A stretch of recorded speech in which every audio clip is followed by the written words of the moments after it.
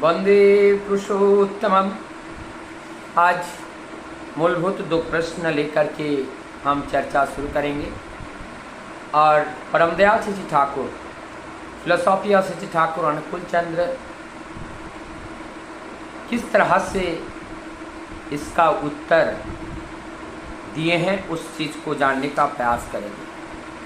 पहला प्रश्न है, नारी की शिक्षा जरूरत है या नहीं, और दूसरा प्रश्न है, नारी शिक्षित कब होते हैं, कब उन्हें शिक्षित कहा जाता है। सबसे पहले पहला प्रश्न है, नारी शिक्षित जरूरत है या नहीं। इस बात पर चर्चा करने के से पहले मैं बता दूं, परमदयाल शशि ठाकुर नारी को सर्वोपरि, सर्वश्रेष्ठ और सर्वसम्मानीय एवं मातृ दृष्टि से देखना, इसी के पक्षधर थे। ठाकुर जी के दृष्टिभंगी में नारी की शिक्षा जरूरत है। शिक्षा भी जगत में 2 तरह का होते हैं, एक जागतिक शिक्षा जिससे भौतिक शिक्षा, और एक आध्यात्मिक शिक्षा। और शिक्षा का अर्थ है ज्ञान, ज्ञान अर्जन करना। हमें ज्ञान अर्जन करना है और ज्ञान से हमारी तात्पर्य है, उससे बुद्धि का विकास होता है, बोध का विकास होता है, और उस बोध के द्वारा हम अपने जीवन को आगे चलायमान रखते हैं। यहाँ पर एक नारी संपूर्ण रूप से भौतिक शिक्षा से पारंगत होना चाहिए, लेकिन उनका प्रैक्टिकल रूप भी साथ में हो। साथ ही साथ परमदयाल शशि ठाकुर नारियों की शिक्षा का मूल आधार केवल सर्विस करना नहीं, नौकरी करना नहीं होना चाहिए, क्योंकि एक नारी जब तक शिक्षित नहीं होती है तब तक वो ज्ञान अपने संतान को नहीं दे पाती है। इसलिए नारी की शिक्षा सर्वश्रेष्ठ शिक्षा और सबसे ज़्यादा शिक्षा नारी को होनी चाहिए। अब नारी पहले अध्यापिका है एक बच्चा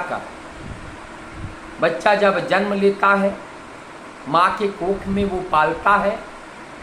अब तब सबसे पहला टीचर के रूप में बच्चा अपने माँ को पाता है और माँ से उन्हें शिक्षा मिलती है, और ये शिक्षा जितनी स्ट्रांग होती है, वो फाउंडेशंस ऑफ दिस बेबी उतना मजबूत होता है।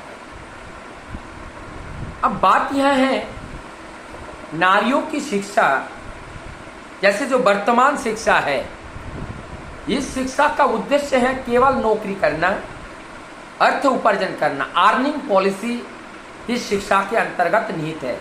ये बेस है, मानना पड़ेगा, कोई चाहे कुछ भी कहे, ये बेसमेंट है।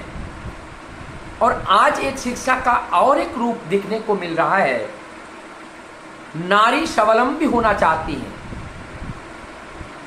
और स्वावलंबी होकर कहां तक जायज ठहर रहा है, इस बात का संपूर्ण रूप से जो स्पष्टता है वो और आने वाले 15-20 सालों में वो समाज के सामने दिखने लगेगा। और उसमें है, स्वनिर्भरता में माना नहीं है, लेकिन परमदयाल शशि ठाकुर इस स्वनिर्भरता की बात कुछ अलग तरीके से बोले हैं।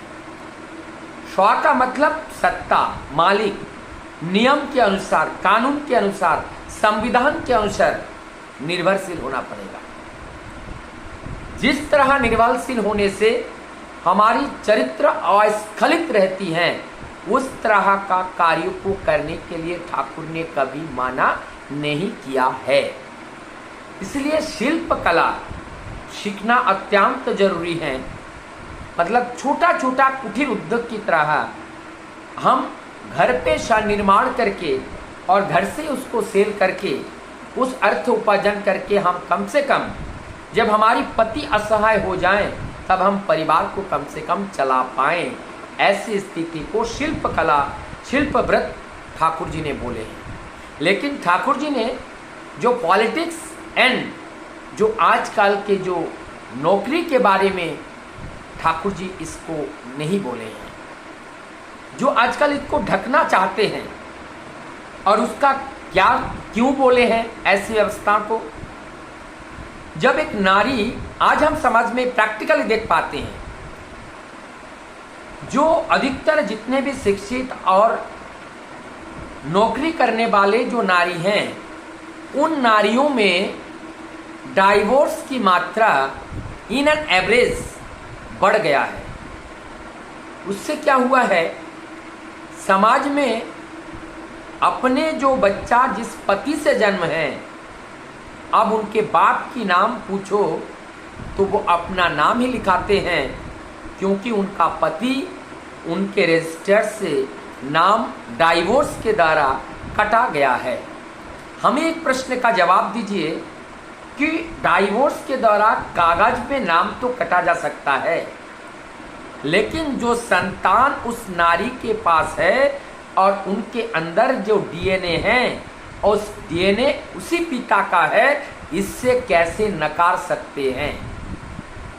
ऐसी विभ्रांतियों के बीच उस संतानों का पिता के प्रति अश्रद्धा और माता के द्वारा पिता को या पिता के द्वारा माता को इस तरह का उत्पीड़न और इस तरह का घटनाक्रम को जो बच्चा दिखाई उनके सामने जो दिखाई देता है, वो उनके चरित्र में, उस चरित्र में बंध जाता है और फिर आगे चलकर ये उनके जीवन चलने के पथ का बाधक बन जाते हैं।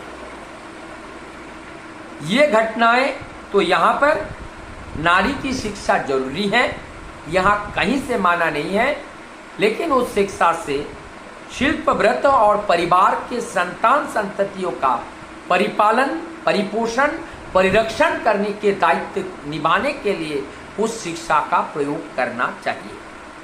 अब नारी सुशिक्षित कब होते हैं, इस बात को जब हम चर्चा करते हैं, और परमदयाल श्री ठाकुर जी का जो लिटरेचर है, जो फिलोसॉफी है, उसको जब देखा जाता है, परमदयाल श्री ठाकुर जी कहते हैं एक नारी का यूनिवर्सिटी उनका ससुराल ही उनका यूनिवर्सिटी है, और उनका सब्जेक्ट है उनका देवर, उनका ननद, उनका सास, उनका ससुर, उनका पति, और उन ससुर से ससुराल में और भी जो रिश्ते नाते हैं उनके, ये सब एक एक सब्जेक्ट हैं, और हर सब्जेक्ट में पास करना पड़ेगा।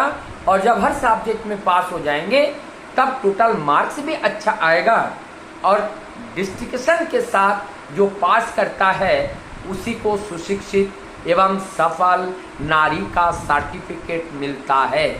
और जब तक वो अपने ससुराल के लोगों का मन, जब तक वो जय नहीं कर पाते हैं, उस ससुराल के लोगों का मन को जब अपने मन से प्रभावित नहीं कर पाते हैं, अपने व्यवहार से, अपने आचरण से, और उनको मन को जब चुरा नहीं पाते हैं, तब तक उनको सफल नारी का दर्जा नहीं मिलता है।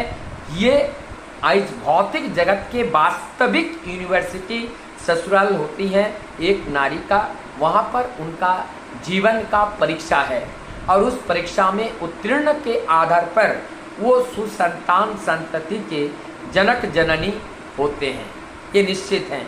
तो यहाँ पर बात स्पष्ट हो गया कि नारी की शिक्षा जरूरत है, और ज़रूरत है तो किस लिए ज़रूरत है, नारी सुशिक्षित कब बनते हैं, ये सारी बातों को परमदयाल की फिलोसॉफी में हम लोगों ने जाना। इस विचारधारा को अगर हम समाज में परिपालन करते हैं, निश्चित रूप से हम समाज में एक सशक्त परिवार और सशक्त समाज का जन्म दे सकते हैं।